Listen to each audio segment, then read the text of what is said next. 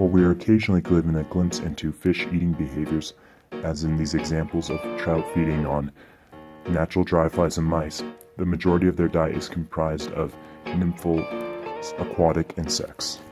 The objective of this assignment was to learn more about their underwater feeding behavior.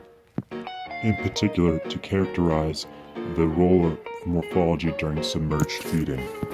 While trout are one of the most commonly caught fish in Montana, two other cases were generated to learn about other fish species, such as whitefish and carp, that are also found in the area. These mouth structures combined in their domains were generated in SOLIDWORKS. No slip was applied on the mouths, but no shear was applied on other boundaries because it was not of concern for this problem. Flows were defined by an inlet velocity and outlets as outflows with equal flows in the region inside and outside the mouth. Because the flow being analyzed is a water flow, therefore incompressible, a pressure-based solving system was used. This simple algorithm scheme was used to analyze these flows, and it also incorporated viscosity, which was accounted for with the K-epsilon model. Because these models were produced with Fluent, it is known that they were consistent with the original governing equations, and then they proved to be stable and accurate as residuals continued to converge towards lower and lower magnitudes throughout the iterations.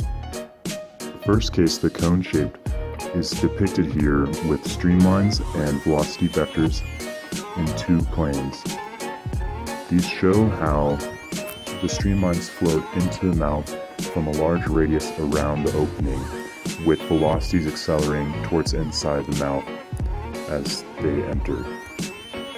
It can be seen here how the cone-shaped mouth with the small slit exhibited similar characteristics. However, streamlines that were located above the center point of the mouth and below the center point of the mouth were not as efficiently inducted into the mouth.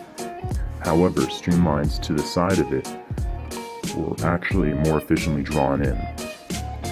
Finally, the trout-shaped mouth exhibited this trend as well, with streamlines located well to the left or right of the mouth being drawn in if they were close to the center point in the mouth. However, streamlines that were located slightly above or below the opening were not drawn into the mouth. This diagram here reflects contours of velocities in a profile of the mouth. It can be seen how, as the mouth shifted from a round opening to a more slotted opening, that the region of accelerated velocity in front of the mouth decreased in size. A view from above also shows how, as the mouth's widening and slits increased in size, streamlines located to the left and the right were more efficiently drawn in the larger it was. However, this was not as pronounced with the more round-shaped mouths.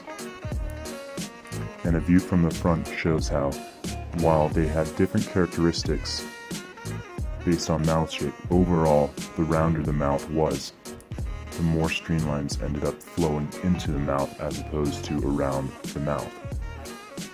The takeaway from this is that the feeding behaviors of a fish can be greatly affected by their morphology, or vice versa, and hopefully this has helped you all to learn a little bit more about some of the species in Montana.